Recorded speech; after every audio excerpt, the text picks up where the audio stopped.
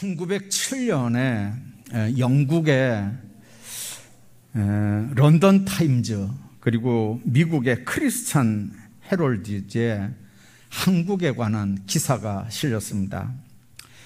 평양 산정원 교회에서 정초니까 이제 설날이 있는 2월 달이겠죠. 정초에 1000명이 넘는 교인들이 모여서 일주일 동안 사경회를 했대요. 그전에는 다 일주일씩 했습니다. 그죠? 부흥회를. 사경회를 일주일을 했는데 그때 되어진 일들 때문에 영국하고 미국에서 이렇게 그 런던 타임즈하고 크리스찬 헤럴드지에 기사가 실린 거죠. 한국 교회, 특히 이제 평양 산정형 교회에서 됐던 일들. 왜 그게 그렇게 돼서 특필이 됐냐면 우리나라에 1884년에 부활절을 아침에 언더우드 아펜셀라가 인천 제물포항에 그 복음을 들고 이제 둘이 동시에 이렇게 딱 첫 발을 디뎠잖아요. 그 전에 뭐 토마스 목사라든지 그 전에 이제 비공식적인 선교사들이 뭐 성경을 보낸다든지 들어오다가 죽었다든지 하는 이제 그런 일들이 많이 있었지만 이제 합법적으로 이제 선교사 신분으로 그 전에는 뭐 알렌이라든지 뭐 여러 선교사들이 목사고 이제 사실은 선교사지만 한국에서 그러니까 조선에서 선교사 인정을 안 해줘가지고 의사 신분으로 왔다든지 뭐 신문 기자 신분으로 왔다든지 뭐 이제 그런 신분으로 온 사람들은 그 앞에 좀 있었어요. 근데 정식 선교사로 온 사람들은 1884년에 언더우드 아펜셀라 이후에 한국 교회가 이제 지역별로 이렇게 한국 교회의 선교지를 만들었어요. 그래서 예를 들면 대전은 뭐 침례교, 뭐 경상도 이쪽은 뭐 장로교, 뭐 어느 쪽은 뭐 감리교, 뭐 이런 식으로 해서 이제 해외에서 들어온 선교사들이 지역을 딱 안배를 해가지고 이제 저쪽 지역은 우리가 가지 말고 우리가 맡은 지역만 이렇게 이제 열심히 전도하자. 왜 그러냐면 미국이나 영국이나 마찬가지죠. 교회들이 이제 시간이 오래 이렇게 지나고 나니까 교파가 너무 많이 생기고 너무 싸우고 이제 외국 교회들도 다 마찬가지. 그러니까 그 선교사들이 병폐를 알아요. 그래서 이 조선 땅에 복음을 전해야 되는데 이 선교사들이 가서 시끄럽게 하면 안 되니까 지역을 딱 정하고 이 지역 안에서만 선교 활동을 하자. 이래서 선교사들이 이제 합의를 했어요. 그래서 한국에서 이렇게 이제 복음을 전하는 사건이 있었는데 이 1907년 이때는요 이미 84년에 선교사들 왔으니까 벌써 한 10몇 년 이렇게 한 20년 가까이 시간이 이제 지난 시간들이잖아요. 자, 그러니까 그때는 많은 선교사들에 의해서 지역마다 이렇게 복음이 전해지는 이제 그런 상황이 됐습니다. 자, 우리 교회도 118년 지금 전에 교회가 세워졌지만 한 2, 3년 전에 벌써 황금동 교회는 세워졌고요. 이제 그 교회가 세워지기 전에 선교사들이 배위랑 선교사 같은 분들이 이제 이쪽 지역을 담당하면서 저쪽 어디입니까? 대구 밑에 쪽부터 시작해서 이렇게 올라오면서 상주로 해서 문경으로 해서 이렇게 지나가면서 말 타고 옛날에 지나가면서 이렇게 복음을 이제 전했거든요. 안동으로 이렇게 해가지고. 그래서 이제 우리 교회는 그런 자료들이 없지만요. 안동 교회 가면은 그 선교사님들의 족적이 아주 잘 돼 있고요. 우리 성서신학원 학생들과 같이 그 여수 순천 지역을 한번 가보니까요. 그 순천 쪽에 보니까 성서신학원이 있어요. 순천시에다가 성서신학원에서 그 박물관을 기증을 했더라고요. 그래서 운영을 이제 그 순천시가 그걸 운영을 해요. 그래서 이제 들어가 보니까 초대교회, 그러니까 1800년대 후반, 1900년도 초반에 선교사님들이 와서 이렇게 복음을 전했던 자료들이 그대로 있어요. 몇 년 전에 벌써 한 20년도 더 됐습니다. 우리 교회에 필리핀 그 친구들이 몇 명 있었는데 이제 그 친구들하고 이렇게 옆에서 이렇게 좀 보니까 한국말을 모르니까요. 어떻게 얘기하면 예를 들면 밥 먹었니? 이렇게 하는 거를 영어로 이렇게 BAPME 뭐 이렇게 지읒 이렇게 가지고 영어로 스페링을 써가지고요. 그걸 이렇게 읽어요. 그러니까 소리 나는 대로 하니까 밥 먹었니? 이렇게.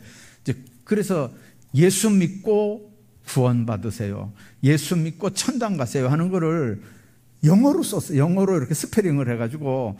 그래서 그렇게 그걸 그대로 읽으면 한국말로는 예수 믿고 천국 가세요. 이런 자료들이요. 옛날에 우리 요즘에는 뭐 그런 게 잘 없지만은 제가 학교 다닐 때만 해도 이렇게 노트 쓰다가 남은 부분들 이렇게 잘라가지고 이렇게 이제 수첩이나 뭐 단어장 같은 거 만들어 다녔잖아요. 그런 단어장처럼 그 선교사들이 그렇게 꼼꼼하게 그걸 만들어가지고요. 그 단어장에 이렇게 빽빽하게 그런 걸 적었어요.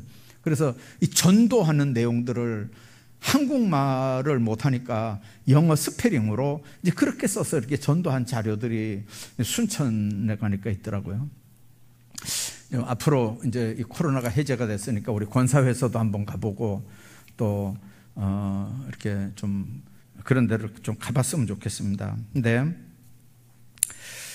그때 된 일들, 그러니까 1907년 평양 산정현교회에서 된 일들, 1000명이 넘는 교회가 산정현교회에 모여서 일주일 동안 부흥회를 한 거예요. 물론 그때는 이제 강사들이 다 누구냐면 선교사들이 한국말을 이렇게 겨우 배워가지고 이제 이렇게 할 때인데, 한국말을 뭐 잘했겠어요? 선교사들이 잘해봐야 뭐 얼마나 잘했겠어요? 근데 선교사들이 다 그 강사들이었어요. 그리고 그때는 아직도 한국에 신학교가 없을 때예요. 평양신학교가 아직도 없을 때예요. 자, 그럴 때인데 거기에서 엄청난 사건들이 일어났죠. 그래서 영국신문하고 미국신문이 그 내용들을 이렇게 기재를 한 거예요. 저녁에 우리로 말하면 저녁 7시 정도에, 겨울이니까 한 7시 정도에 부흥회를 시작하면 새벽 기도까지 부흥회가, 밤새도록 부흥회가 되는 거예요. 밤새도록. 근데 그 부흥회의 핵심적인 얘기가 뭐냐면, 말씀 듣고 기도하고, 말씀 듣고 찬양하고, 뭐 다른 프로그램이 없어요. 그냥 설교 듣고 또 찬송 부르고, 설교 듣고 기도하고. 근데 그 회개 기도를 하면서 그 산정현교회에서 했던 1907년 부흥회가 완전히 그냥 뭐 역사가 성령의 역사가 폭발적으로 일어난 거죠. 그 불을 누가 땡겼냐면요, 그 교회 길선주 장로님이라는 분이 땡겼어요. 이분은 나중에 그 사건을 계기로 해서 평양신학교 1회 학생으로 입학을 해요. 장로님인데, 그래서 평양신학교 1회 졸업생이 7명인데 나중에 그 7명이 다 이제 목사 안수를 받거든요.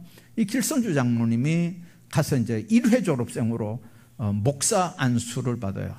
그러니까 한국에서 처음 목사가 1회 졸업생 7명이 받거든요. 그 7명 목사 안수 받는데 바로 이분이 들어가셨어요. 길선주 장로님이. 이분이 간증 시간에 나와가지고요, 부흥회 하는 기간인데 간증 시간에 나와가지고 뭐라고 간증을 하냐면요, 내용이 이래요. 그 영국하고 미국하고 그 신문에 나온 얘기인데, 이건 우리 한국 기독교 교회사에도 나오는 얘기예요. 나와서 간증을 하는데 이런 간증을 해요. 나는 아간이 올시다. 자기가 아간이래요. 나는 아간이 올시다. 하나님이 이놈 때문에 우리 교회에 은혜를 안 해주십니다. 내 친구 한 명이 아파서 죽었는데 죽기 전에 그 친구가 나를 불러서, 장로님, 나는 이제 죽을 것인데 장로님이 내 아내 대신에 내 사후 처리를 맡아주시오. 이렇게 하면서 죽었다는 거예요. 이게 무슨 얘기냐면, 그 당시에 이제 돈이 100달러예요. 100달러면, 그때 100달러면요, 지금 1억도 넘는 거예요. 예. 엄청나게 많은 재산인데, 이 젊은 아내한테 이거 돈을 맡기려니 불안한 거예요. 재혼하면 안 되잖아요. 또 조그만 애가 하나 있는데 그거 불안하니까 이분이 죽기 전에 이 고민을 하는 거예요. 그래서 그래도 믿을 만한 건 교회 장로밖에 없으니까 이 길선주 장로님한테 와서 얘기를 한 거죠. 내가 죽어야 되는데 내 사후 문제를, 그러니까 이 재산 관리하는 문제나 이 아이들 이 키워가지고 독립시키는 문제까지, 장가 보내는 데까지 이 장로님이 좀 책임져 달라.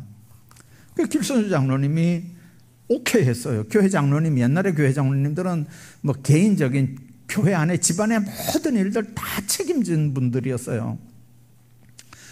시간이 지나갔어요. 아이들은 이렇게 이제 크면서 이 장로님이 이거 이제 다 이렇게 해줬고, 이제 그 부인은, 과부는 이제 그 요즘 같은 뭐 얼마든지 뭐 재혼을 하지만 안 하고 아이를 이렇게 이제 기르고, 재정적으로는 길선주 장로님이 이렇게 도와주고 이제 이래 했는데, 시간이 이렇게 지나가니까 그 돈이 너무 많은 거예요. 그러니까 이제 아이가 이렇게 컸으니까 이 돈을 돌려줘야 되잖아요. 근데 아무도 몰라요. 그 죽은 부인도 모르고 그 여자도 모르고 아이도 모르고 그냥 장로님만 아는 거예요. 죽은 사람하고 장로님하고 둘이만 아는 거예요. 이제 때가 돼서 돈을 돌려줘야 되는데 아무도 모르는 상황인데요, 안 돌려주는 거예요. 못 돌려주는 거예요. 돈의 액수가 너무 크니까. 예, 아무도 안 돌려줘요. 그리고 그걸 계속하고 있었는데 부흥회에 성령께서 너무 역사하니까 나와서 교인들 앞에 이걸 간증을 했어요. 교회가 난리가 났죠. 예, 저렇게 거룩한 분이, 저렇게 정말 믿음직한, 정말 저렇게 대단한 분이 저런 일이 있었냐고 막 이렇게 하면서 나쁜 놈 이렇게 할 것 같잖아요. 아니에요. 그분이 그렇게 하니까 전 교회 교인들이 서로 간증하겠다고 나오는 거예요. 나도 이런 간증이 있습니다. 나도 이런 간증이 있습니다. 이렇게 하면서 전 교회가 회개 덩어리로, 회개 속으로 교회가 이제 들어간 거죠. 그러니까 새벽까지 간증하고 회개하고 기도하고 하면서 이제 그 부흥회가 시작이 됐고, 그것 때문에 옛날에는요, 산정행교에서 부흥회 했다 그러면 그 교회만, 그 교인들만 오는 거 아니에요. 몇 킬로 밖에서 보따리 싸가지고 다 그 집회 참석했거든요. 그러니까 그 사람들이 은혜 받고 어디로 가겠어요? 다 퍼지는 거예요, 또. 그러니까 평양을 중심으로 해서 복음이 확 퍼지니까 평양이 6.25 전에는요, 제2의 예루살렘이었다 그러잖아요. 1970년 초반까지만 해도요, 1970년 초반까지만 해도 53년에 휴전이 됐거든요. 63년, 70년 앞에까지만 해도 남한보다 북한이 훨씬 더 잘 살았어요. 예수 믿고 구원받은 하나님의 백성들이 있는 곳은 물질적으로도 잘 살게 되는 줄로 믿습니다. 평양이 너무 잘 살았어요. 근데 6.25 끝나고 교회 다 없앴어요. 목사들 다 잡아 죽이고요, 장로님들 다 잡아 죽였어요. 그리고 많은 사람들, 교회 젊은, 요즘 말로 하면 안수 집사님들, 뭐 청년들, 이런 사람들은요, 예수 믿는다는 이유 하나 때문에 다 아오지 같은 탄광으로 다 보냈어요. 여러분들, 그렇게 교회를 핍박을 하고 70년이 지난 거거든요. 그 대단한 평양을 중심으로 한 북한이 전 세계에서 지금요, 가장 못 사는 나라 중에 몇 번째로 들잖아요. 물론 나라 경제를 다 원자폭탄 만드는데 이렇게 집중해가지고 그렇게 하는 것도 있지만, 제가 군대 있을 때 보니까요, 수류탄 하나 이렇게, 수류탄요, 주먹만한 거 수류탄 하나 이렇게 던질 때 그 조교들이 뭐라 그러냐면, 수류탄 하나가 쌀 한 가마인 줄 아나? 그러면서 이게 똑바로 안 하면 이게 쌀 한 가마니 날아간다고요. 그러면 여러분들, 대포 한 방 날아갈 때는 쌀 몇 가마니가 날아가겠어요? 북한에서 이게 미사일을 날려보내는데 여러분들 쌀 몇백 가마가 날아가겠어요? 몇백 가마 정도가 아니에요. 그러니까 모든 재정을 거기다가 다 집어넣는 거예요. 자, 그런데 여러분들, 예수 없으면요, 무슨 짓도 할 수 있어요. 평양 산정형 교회를 중심으로 해서 정말 폭발적인 성령의 역사가 일어났고, 선교사님들이 이 땅에 복음을 전했지만 그 1907년 회개 역사 이후로 한국교회가 비로소 부흥이 되는 발판을 마련한 거거든요. 그 집회의 가장 중요한 사실이 뭡니까? 아까 얘기한 것처럼 말씀 앞에 회개하는 거예요. 성령의 역사가 있으니까요. 성령의 역사가 있으니까 우선 말씀이 똑바로 들어오는 거예요. 성경 말씀은요, 성령이 감동해서 감동받은 사람들이 기록한 게 성경의 역사인 줄 믿습니다. 그러니까 성경은 성령의 감동으로 기록이 됐기 때문에 이걸 이해하고 해석하려면 성령의 감동 없이는 안 돼요. 아무리 우대학을 나왔다 해도 성령 감동 없으면 이게 뭔 소리인지 몰라요. 초등학교밖에 안 나와도 성령께서 깨닫게 하시고 감동 주시면 이게 뭔 소리인지 아는 줄로 믿습니다. 그게 성경이 출처예요. 근거예요. 성령의 감동으로 기록된 거라고요. 그러면 성령께서 역사하면 그게 하나님의 말씀인 줄로 들리는 거예요. 하나님의 말씀으로 들려요. 하나님의 말씀이 들려오면 성령께서 또 내 속에서 뭐라고 얘기합니까? 그 말씀이 기준이고 잣대니까 네가 범한 그거는 죄였어. 그거 죄야. 그거 회개해. 성령께서 권면하겠어요, 안 하겠어요? 그래서 제대로 예수 믿는 사람들은요, 말로만이 아니고 아까 얘기한 것처럼 밤새도록 산정형 교회에서 회개 역사가 일어난 것처럼 죄를 고백하는 거예요. 하나님 앞에 죄를 고백하고 그 죄 고백 때문에 하나님과의 관계를 똑바로 설정하는 거예요. 죄는 하나님과 인간 사이에 관계를 끊고 교통을 막는 담벼락이에요. 이건 마귀가 하나님과 우리를 막으려고 쓰는 미끼예요. 죄라는 건. 자, 그렇기 때문에 오늘 38절에 그런 말씀이 있습니다. 베드로가 뭐라 그럽니까? 너희가 회개하여 각각 예수 그리스도의 이름으로 세례를 받고 죄 사함을 받으라. 그리하면 성령의 선물을 받으리니. 그전에는요, 성령을 받으리니 그랬어요. 성령의 선물이 아니고 성령을 받으리니. 자, 그래서 이게 신학적으로 이 문장이 논란이 됐어요. 아니, 성령 안 받았는데 회개가 가능할까? 성령 안 받았는데 세례 받는 게 가능할까? 성령 안 받았는데 죄사함이 가능할까? 이래가지고 이 문장을요, 신학자들이 집중적으로 연구하고 파고 들어갔어요. 그래서 만들어진 번역이 개정개혁판에 지금 우리가 보는 성경에 성령을 선물로 받는다는 얘기예요. 여러분들, 성령을 선물로 받는 거예요. 자, 신학적으로 해석에 문제가 있을 수 있어요. 자, 그러나 해석은 그만두고 오늘 본문 그대로 한번 순서대로 한번 얘기해 봅시다. 38절입니다. 너희가 이제 37절에 그랬습니다. 이 설교를 듣고 어찌할꼬 마음에 찔려 베드로와 다른 사도들에게 물어 어찌할꼬 우리가 어찌할꼬. 그러니까 베드로가 너희가 회개하여, 제일 먼저 뭐 하라고요? 회개하라는 거예요. 자, 회개, 메타노이아라고 쓰는 이 헬라 단어는요, 방향 전환을 얘기하는 겁니다. 우리가 이제 구미 가는 사람이 저쪽에 추평령 쪽으로 가다가 이게 좀 아닌 것 같은데 나는 지금 구미로 가야 되는데 왜 추풍령 대전 이정표가 나올까?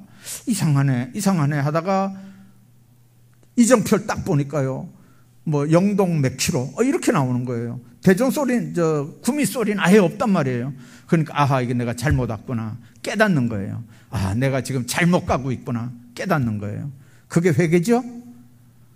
그건 회개가 아니에요. 그러면서 계속 지금 가고 있잖아요. 아니에요. 회개는 뭐냐면 아닌 건 아닌 거예요. 빨리 유턴해야 돼요. 회개는 유턴이에요. 방향 바꾸는 거예요. 예수님이 공생애 시작할 때 외친 말씀이 회개하라 이르시되 때가 찼고 하나님 나라가 가까이 왔으니 회개하고 복음을 믿으라 그랬거든요. 돌이키고 생각을 바꾸는 거예요. 하나님을 오해하고 불신하게 하려고 마귀가 넣어준 거짓 지식으로 형성된 이 사고의 틀을 뜯어 고치라는 거예요. 그 사고 때문에 계속 직진하는 거거든요. 그 사고 때문에 계속 그 마음이 강팍한 거거든요. 회개라고 하는 말은 그래서 마귀가 넣어준 지식으로 형성된 사고를 뒤집어 엎으라는 거예요. 그리고 행동을, 방향을 바꾸라는 거예요. 자, 마귀는 하나님을 대적해서 스스로 주인이 된 자거든요. 죄를 짓는 자마다 마귀에게 속한다고 요한일서 3장은 분명하게 말씀합니다. 죄를 짓는 자마다 누구에게 속한다고요? 마귀에게 속한다는 거예요. 자, 그렇기 때문에 마귀처럼 자신의 지식, 경험, 능력, 재물을 주인으로 삼습니다. 왜 그러냐면 이미 소속이 바뀌었어요. 하나님에게로부터 마귀에게로 소속이 바뀌었어요.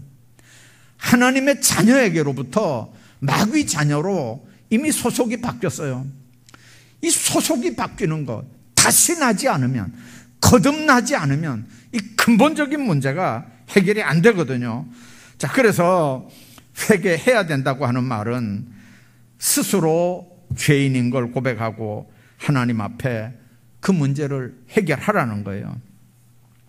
동으로 가던 사람이 서쪽으로 가는 것처럼, 우상 숭배하는 사람이 하나님 섬기는 자리로 돌아서는 것처럼, 지옥을 가던 사람이 천국으로 돌아서는 것처럼, 저주하던 사람이 축복하는 사람으로 바뀌는 것처럼, 미워하던 사람이 사랑하는 사람으로 돌아서는 것처럼 범죄에서 양심으로 돌아가라는 거죠.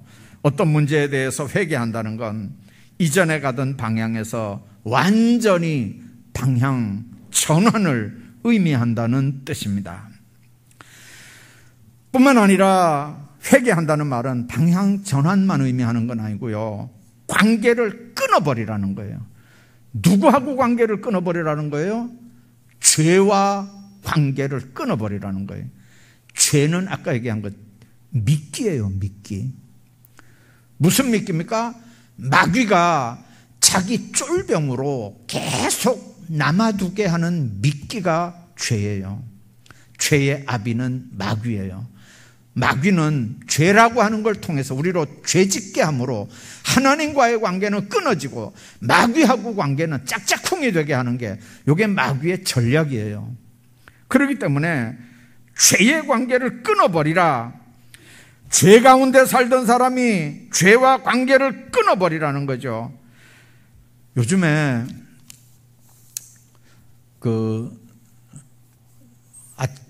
이제 저녁 시간인가 뭐 점심 시간인가 한번 이렇게 식사를 하면서 제가 텔레비전을 한번 보니까요,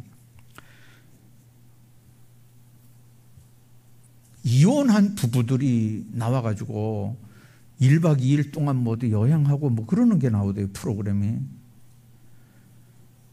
나 그 프로는 왜 하는지는 모르겠어요. 아니, 이혼을 했어요. 이혼을 했는데 누가 주선을 하는지, 뭐 방송국에서 주선을 했겠죠. 방송국에서 이혼한 사람들을 다시 불러가지고 뭐 1박 2일인지 뭐 2박 3일인지 뭐 이렇게 뭘 하는 게 나와요. 여러분들 얼마나 답답하면 이혼을 했겠어요. 자, 그런데 이혼했으면 글쎄요, 하여튼 내 상식으로는 그게 이해가 안 돼요.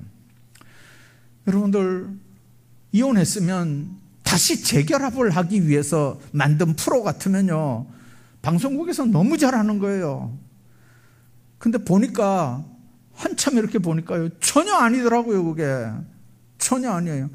이 사람은 벌써 결혼해서 재혼해서 살고 있고, 이 사람도 재혼해서 지금 살고 있는데, 그걸 둘이 불러다가 왜 1박 2일 그 무슨 짓인지는 모르겠어요. 여러분들,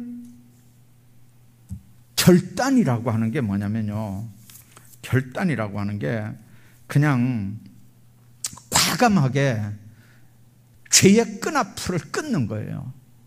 여러분들, 우리 초등학교 때 그 책에 보면 김유신 장군 얘기 나오죠.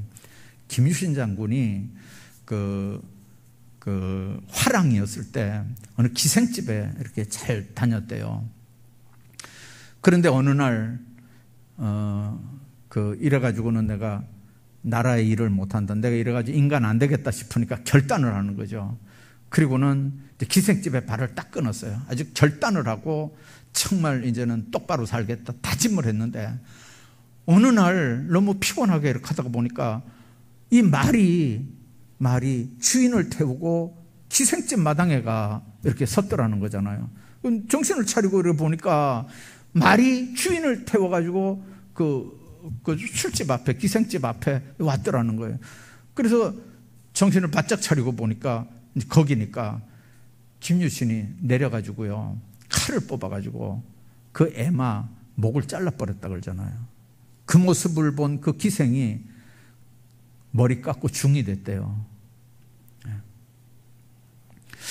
자, 여러분들, 세상적으로도 큰일 하는 사람들은요, 이 결단이 있어요. 그거는 무슨 우리가 우리식으로 하면 회개 개념이지만, 그러나 우리가 신앙적으로 얘기하면 그건 회개하고는 상관없는 거거든요. 자, 그런데 아무튼 분명하게 우리가 기억해야 되는 건, 어떤 사람이 자기 신앙에 이렇게 어떻게 결단하느냐, 성령께서 함께 하심으로 어떻게 결단하느냐. 성령이 함께 하면요, 아까 얘기한 것처럼 성경이 보는 눈이 달라져요. 사람들을 보는 눈도 달라져요. 가족들을 보는 눈도 달라지는 줄로 믿습니다. 이제 이렇게 유머집에서 나온 얘기니까 진짜는 아니겠지만, 어떤 사람이 자기 부인을 보니까 세상에 뚱뚱하고 못생겼더래. 그래가지고 이 핑계 저 핑계 대가지고 그 부인을 내보냈대요. 친정으로 돌려보냈대. 그리고는 아주 이쁘게 생긴 술집에 기생 여자를 하나 데려다가 사는데, 어느 날 부흥에 참석하고 은혜를 받고 집에 와서 보니까요, 세상에 그 기생 아내가 보니까 꼬리 달린 백여우로 보이더래요. 꼬리 달린 백여우로. 정신을 차리고 보니까 돈 빼내고 시간 빼내고 사람 등신 만들고 하는 이게 여우로 보이더라는 거죠. 그래서 보내고 본부인을 다시 데리고 왔더니요, 그전에는 뚱뚱해서 내보냈는데 세상에 그렇게 아주 풍성하게 보이더래요. 여자한테 문제가 있는 건가요? 아니요. 보는 눈에 문제가 있는 거예요. 영적인 문제인 줄로 믿습니다. 그래서 여러분들, 정말 은혜 받으면요, 다 은혜스럽게 보여요. 다 아주 좋게 보이는 거예요. 하나님 안에서 우리 모든 잘못된 삶들이 주 안에서 아름답게 이렇게 해결되고 정리되는 아름다운 역사들이 있는 줄로 믿습니다. 자, 회개한 다음에 두 번째는 세례받아야 된다 그랬어요. 세례는 말 그대로 죄 씻음을 받는 표잖아요. 자, 예수님 당시에는 세례받을 때, 요즘에는 약식 세례 받느라고 물 찍어서 이렇게 머리에 얹지만, 옛날에는 강물 속에 들어가서 물에다 푹 담궜어요. 침례교는 지금도 이 강단 밑에 목욕통 같은 걸 만들어 놓고 직접 물속에 집어넣어요. 세례 옷이 따로 있어요. 또 물속에 이렇게 들어가도 이렇게 겉에 비치지 않도록 그렇게 물속에 들어가서 세례식을 하거든요. 자, 그 말은 뭔 말입니까? 물속에 이렇게 푹 담궈요. 그 말은 세례받기 전에 아무개는 죽었다는 얘기예요. 물속에 이제 빠져 죽었다는 얘기예요. 그리고 예수 믿는 새 사람이 이제 살아났다는 얘기거든요. 자, 지옥 백성이 천국 백성 됐다는 얘기예요. 마귀 자녀가 세례받고 이제 하나님의 자녀가 됐다는 거예요. 여러분들, 행정적으로는 교회에 의무와 권리가 주어지는 교회의 정회원이 되는 거지만 영적으로는 그런 의미들이에요. 그래서 여러분들 회개했다면 반드시 세례받는 거예요. 세례는 하나님의 자녀되는 표거든요. 로마서 6장 4절에 이런 말씀이 있어요. 우리가 그의 죽으심과 합하여 세례받음으로 그와 함께 장사되었나니 아버지의 영광으로 말미암아 그리스도를 죽은 자 가운데서 살리심과 우리 또한 생명 가운데 행하게 하려 함이라. 그렇게 말씀합니다. 로마서 6장에 보면 11절에 이런 말씀이 있습니다. 너희도 너희 자신을 죄에 대하여는 죽은 자요 그리스도 예수 안에서 하나님을 대하여는 산자로 여길지어다. 그랬습니다. 예수 안에서 예수님 때문에 우리가 산자가 된 줄로 믿습니다. 또 하나 우리가 생각합시다. 죄사함을 받아야 돼요. 죄사함을 받는 문제는요, 죄의 싹은 사망이거든요. 죄의 값은 사망이란 말은 죽고 망하는 거예요. 이거는 인간의 힘으로 할 수 있는 방법이 없어요. 좋은 일을 많이 했다거나 거창한 종교적 의식을 했다거나 이래서 죄값인 사망에서 자유로울 수 없어요. 한 번 죽는 건 사람에게 정한 거고요, 그 후에는 심판이 있는 거거든요. 구약에는 죄 없는 양의 인간을 대신해서 죽어줬어요.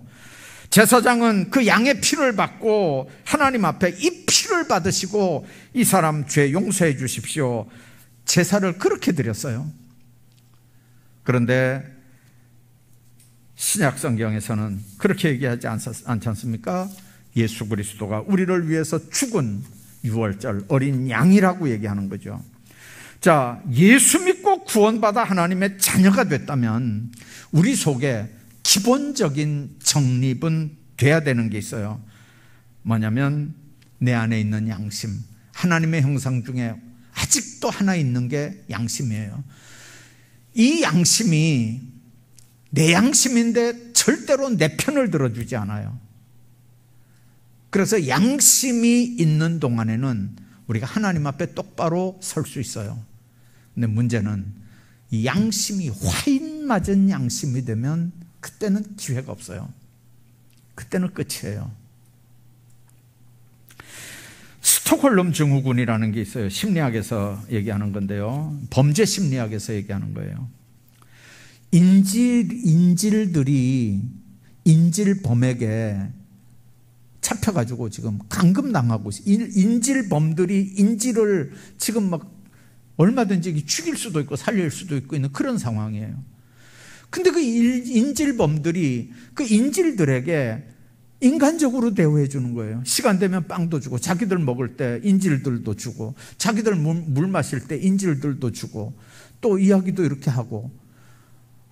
일주일 동안 인질로 잡혀 있었는데요, 이 인질로 잡혀 있는 사람들이 헷갈리는 거예요. 시간이 지나가면서, 야, 저 인질들 괜찮은 사람들이네, 나도 저 입장이 되면 저렇게 얼마든지 나도 할 수 있을 것 같네, 이렇게 하면서 점점 인질들하고 인간적으로 친해지는 거예요. 이 실제적으로 있었던 일이거든요. 스웨덴 스톡홀름에서 은행 강도, 무장 강도 4명이 은행 직원들을 사로잡고 이제 그런 상황이 경찰하고 대치를 했어요. 시간이 지나가니까요, 이제 특수 부대들이 와가지고 인질범들을 이렇게 이제 다 잡았어요. 살아있는 걸 다 잡아가지고 이제 감옥에 가서 이제 재판을 해야 되는데요, 이 은행원들이 인질로 잡혔던 사람들이잖아요. 이 사람들이 증인을 서줘야 되는데요, 이 범죄자들한테 하나도 불리한 증언을 안 해주는 거예요. 다 동조를 하는 거예요. 다 무서워서가 아니에요. 인간적으로 호감을 갖고, 인간적으로 감동을 받고, 그래가지고 그 인질범들 편을 들어주는 증언들을 하는 거예요. 그렇다고 그 사람들이 이렇게 인질범들이니까 무죄가 될 수는 없지만, 아무도 그 인질로 잡혔던 사람들이 이 인질범들을 나쁘게 얘기하는 사람이 한 명도 없었다는 거예요. 이제 그게 계기가 돼가지고 범죄 심리학에서는 이 스톡홀름 증후군이라는 얘기가 생겼어요. 자, 한번 여러분들 이거 신앙적인 쪽으로 한번 이거 대입을 한번 해봐요. 자, 죄 문제, 마귀하고의 관계, 세상적인 문제들, 이 정체를 똑바로 알지 못하면요, 얼마든지 이런 증후군에 우리도 걸릴 수 있어요. 예. 자, 주일날 주일 안 지키는 문제, 하나님의 사람들이 기도하지 않는 문제, 세상에서 전도하지 않는 문제, 예수 향기 바라지 않고 사는 문제들, 뭐 여러 가지들을 이렇게 보면요, 다 우리가 이해가 되잖아요. 예를 들어 뭐 도둑질한 사람도 얼마나 힘들면 도둑질 하겠노? 뭐 나도 저 정도 되면 나도 도둑질 할 수밖에 없다. 이게 무슨 소리예요? 여러분들 말이 나도 저 상황이 되면 나도 도둑질 하겠다, 그 말이 뭔 말이에요? 이미 스톡홀름 증후군에 걸려 있는 거예요, 영적으로는요. 여러분들, 아닌 건 아닌 거예요. 죄는 죄거든요. 죄는 죄거든요. 주님 안에서 우리가 생각해야 되는 거예요. 하나님의 백성들이 본질을 똑바로 알아야 헷갈리질 않아요. 마귀는요, 우는 사자처럼 달라들기만 하는 건 아니에요. 웃는 천사처럼 하고도 달라들어요. 그렇기 때문에 우리가 신앙의 정체를 똑바로 알지 못하면요, 언제든지 당할 수 있어요. 성령, 그 다음에 성령을 선물로 받는다 그랬는데, 오늘 성령 강림 낮 예배도 얘기했지만 이 부분은 수요일 날 다시 얘기해야 되기 때문에 오늘 여기까지만 말씀을 드리겠습니다.